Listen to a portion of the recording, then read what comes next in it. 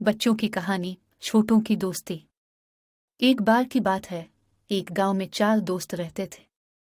वो सब बहुत छोटे थे और उनके नाम यासीन, आयशा, अहमद और ज़ैनब थे। ये चारों हर रोज मिलकर खेलते और मज़ेदार खाने बनाते थे। वो एक दूसरे की मदद करते और मिलकर बहुत खुशी मनाते थे। एक रोज वो 4 दोस्त एक जादू किताब मिली जिसके जरिए वो ख्वाबों की दुनिया में सफर कर सकते थे।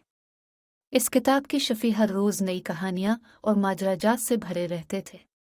एक दिन यासीन ने किताब लेकर अपने दोस्तों के पास गए और कहा, चलो दोस्तों, हमें एक दिलचस्प कहानी सुनाने की जरूरत है। उन्होंने सब मिलकर किताब खोली और कहानी पढ़ने शुरू की। कहानी इस बार के चारों दोस्तों की थी जब वो जंगल में गुम हो गए।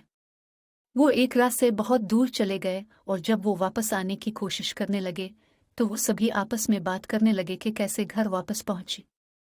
यासीन ने कहा, हमें एक दूसरे को ढूंढना चाहिए। शाह